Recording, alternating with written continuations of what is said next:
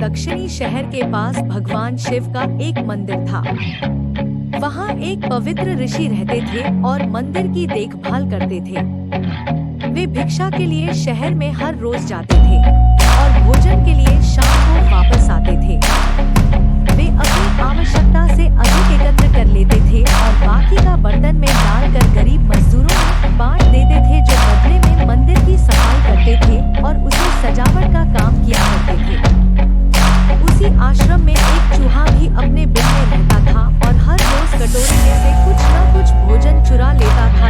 जब साधु को एहसास हुआ कि एक चूहा भोजन चोरी करता है तो उन्होंने इसे रोकने के लिए सभी तरह की कोशिशें की। उन्होंने कटोरे को काफी ऊंचाई पर रखा ताकि चूहा वहां तक पहुंच न सके और यहाँ तक कि एक छड़ी के साथ चूहे को मार गिराने की भी कोशिश की, लेकिन चूहा किसी भी तरह कटोरे तक पहुंचने का रास्ता नहीं लेता और भोजन चुरा लेता था। एक दिन भिक्षु मंदिर की यात्रा करने के लिए आ रहे थे, लेकिन साधु का ध्यान चूहे को डंडे से मारने में था और वह भिक्षु को मिल ही नहीं पाया। उसे अपना अपमान समझ भिक्षु क्रोधित होकर बोले, आपके आश्रम में फिर कभी नहीं आऊंगा।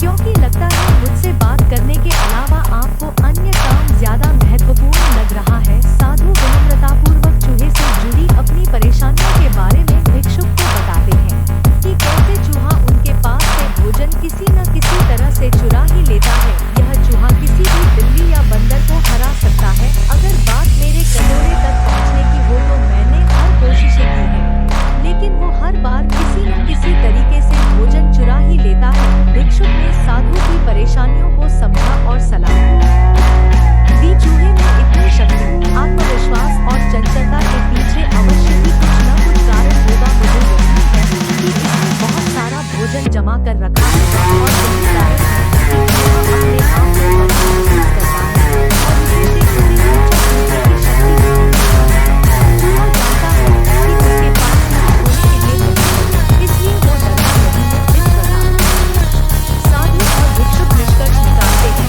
कि अगर वे चूहे के बिल तक पहुंचने में सफल होते हैं तो वे चूहे के भोजन के भंडार तक पहुंचने में सक्षम हो जाएंगे। उन्होंने फैसला किया कि अगली सुबह वो चूहे का पीछा करेंगे और उसके बिल तक पहुंच जाएंगे। अगली सुबह वो चूहे का पीछा करते हैं और उसके बिल के प्रवेश द्वार तक पहुंच जाते हैं। जब वो खुदाई शुरू करते हैं तो देखते हैं कि चूहे ने अनाज का एक विशाल भंडार बना रखा है। फौरन ही साधु ने सारा चुराया गया भोजन एकत्र करके मंदिर में लिवा ले जाते हैं। वापस आने पर अपना सारा अनाज गायब देख चूहा बहुत दुखी हुआ और उसे इस बात से गहरा झटका लगा और उसने सारा आत्मविश्वास खो दिया। अब चूहे के पास भोजन का भंडार नहीं था, फिर भी उसने फैसला किया कि वो फिर से रात को कटोरे से भोजन चुराएगा। लेकिन जब उसने कटोरे तक पहुंचने की कोशिश की तब वह धड़-धाम से नीचे गिर गया और उसे यह एहसास हुआ कि अब न तो उसके पर शक्ति है और न ही आत्मविश्वास। उसी समय साधु ने भी छठीलाजी से उस पर हमला किया। किसी तरह चूहे ने अपनी जान बचाई और भागने में कामयाब रहा और फिर वापस मंदिर कभी नहीं आया। यदि हमारे पास भी संसाधनों की कमी न हो तो हम में भी अद्भुत शक्तियाँ और आत्मविश्वास की कमी कभी नहीं आ सकती।